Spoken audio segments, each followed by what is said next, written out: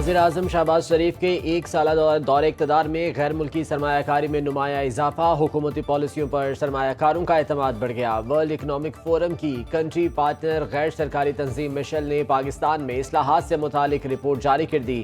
Report کے مطابق پاکستان میں گورننس، معیشت، سرمایہ کاری اور ماحولیاتی شعبے میں اصلاحات کی گئیں۔ رپورٹ میں شہباز شریف دور کی 120 سے زائد اصلاحات کا تفصیلی جائزہ لیا گیا۔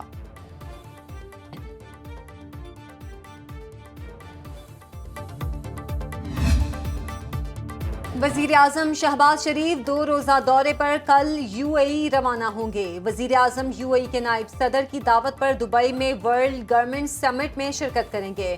سمٹ میں دنیا بھر سے سربراہان حکومت، پالیسی میکرز اور بڑی کاروباری شخصیات شریک ہوں گی۔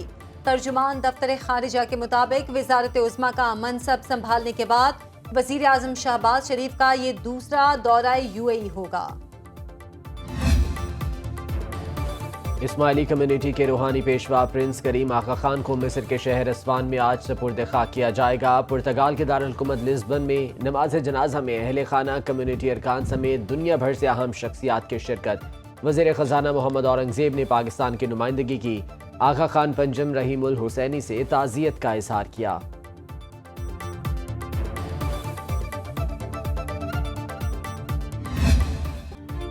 کراچی میں پاک بحریہ کے زیر اہتمام کثیر القومی امن مشق 2025 کے عملی مظاہرے کی تقریب۔ امن مشق میں شریک 60 سے زائد ممالک کے جہاز اور فورسز شریک۔ مختلف ممالک کے بینڈز نے قومی ترانوں کی دھنیں بجائیں۔ مظاہرے میں دہشت گردی سے نمٹنے کی مشق کا عملی مظاہرہ۔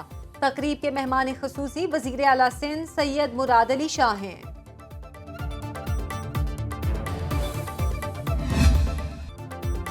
کراچی میں نویں کثیر القومی بحری امن مشق کا تیسرا روز محفوظ سمندر خوشحال مستقبل کے عنوان سے امن ڈائیلاگ۔ وزیر دفاع خواجہ آصف نے خطاب میں کہا، بحری تجارت کا معیشت میں بنیادی کردار ہے۔ عالمی معاشی نظام میری ٹائم پر انحصار کرتا ہے۔ تجارتی ٹیرف بڑا چیلنج بن کر سامنے آیا ہے۔ بحر ہند عالمی تیل اور گیس کے 50% ذخائر رکھتا ہے۔ سمندری تجارت کے تحفظ کے لیے مشترکہ کوششیں کرنا ہمارا فرض ہے۔ پاک بحریہ علاقائی امن اور سلامتی کے لیے اہم کردار ادا کر رہی ہے۔ پاک بحریہ کے سربراہ ایڈمرل نوید اشرف نے کہا، امن ڈائیلاگ کا مقصد بلو اکانومی کا فروغ ہے۔ امن مشق مشرقی اور مغربی ممالک کے درمیان پل کا کردار ادا کرے گی۔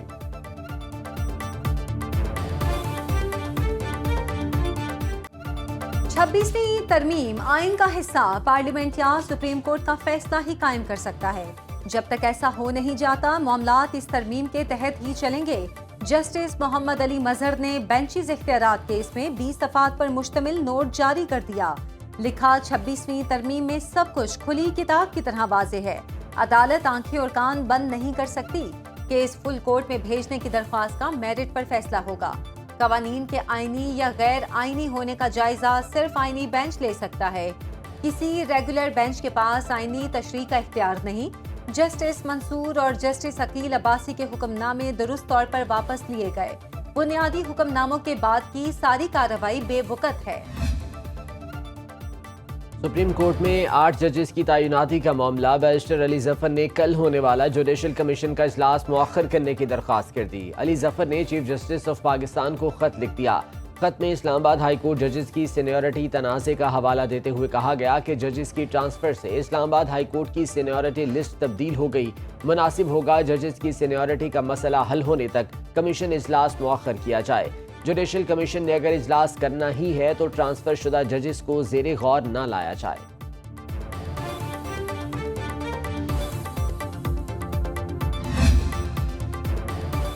عوام 9 مئی اور 26 نومبر کے انتشاریوں کو پہچان چکے۔ وزیر اطلاعات عطا تارڑ کی پی ٹی آئی پر کڑی تنقید۔ لاہور میں تقریب سے خطاب میں کہا، تحریک انتشار والے پاکستان مخالف ایجنڈے پر کام کر رہے ہیں۔ قوم فیصلہ کر چکی، وہ تعمیر و ترقی کے ساتھ ہے۔ وزیر اطلاعات پنجاب عظمیٰ بخاری نے پی ٹی آئی کا ثوابی جلسہ فلاپ شو قرار دے دیا۔ کہا، خیبر پختونخوا کے عوام نے بانی پی ٹی آئی کی انتشار اور جلاؤ گھیراؤ کی سیاست کو مسترد کر دیا۔ جنید اکبر اپنے پہلے امتحان میں ہی بری طرح فیل ہو گئے۔ وزیر اعلیٰ خیبر پختونخوا علی امین گنڈاپور کو ہٹانے کے لیے مخالف گروپ سرگرم۔ تحریک انصاف میں اندرونی اختلافات کا لاوا پھٹنے کے قریب۔ ذرائع کے مطابق عاطف خان گروپ نے اندرون خانہ وزیر اعلیٰ علی امین گنڈاپور کو ہٹانے کے لیے ناراض دھڑے سے ملاقاتیں شروع کر دیں۔ پارٹی کے صوبائی صدر جنید اکبر اگلے ہفتے بانی پی ٹی آئی سے ملاقات کریں گے۔ خیبر پختونخوا کابینہ میں فوری رد و بدل کے لیے نام بانی کے ساتھ شیئر کریں گے۔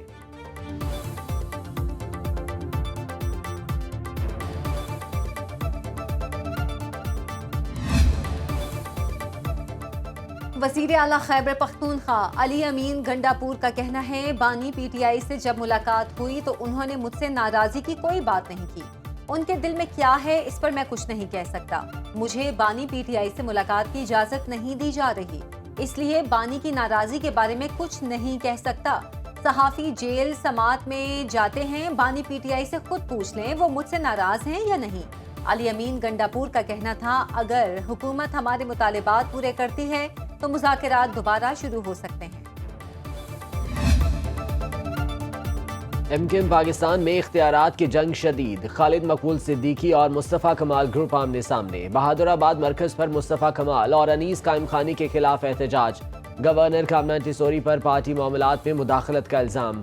خالد مقبول صدیقی ہماری ریڈ لائن کے بینرز اور پلے کارڈز اویزاں، انیس کمال نامنظور کے نعرے درج۔ ایم کیو ایم پاکستان کے سربراہ خالد مقبول صدیقی کہتے ہیں اس واقعے کو تنظیمی نظم و نسق کے مطابق دیکھیں گے، ایسے عناصر کی پارٹی میں کوئی گنجائش نہیں۔ گورنر سندھ کامنہ ٹیسوری مجھ سمیت ساری پارٹی پر اعتماد ہے۔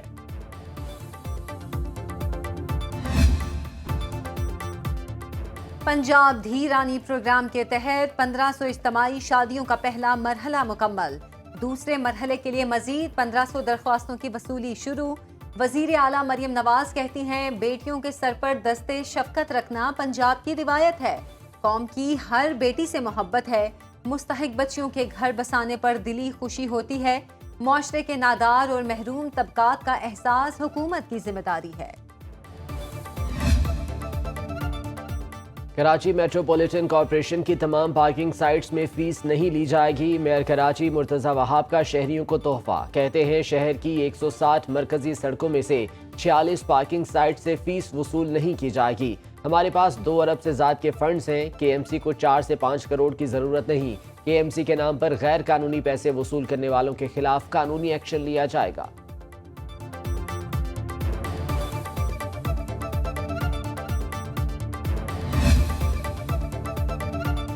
وزیر بلدیات سندھ سعید غنی کا کہنا ہے عوامی مسائل حل کرنے میں پیپلز پارٹی سے بہتر کوئی اور جماعت نہیں، ہمیں نفرت اور تقسیم کی سیاست سے باہر نکلنا ہوگا۔ کراچی میں میڈیا سے گفتگو میں بولے پیپلز پارٹی نے کبھی نفرت کی سیاست نہیں کی، حکومت سندھ عوامی مسائل کے حل کے لیے کوشاں ہے، کراچی کے مسائل کو ترجیحی بنیادوں پر حل کیا جا رہا ہے۔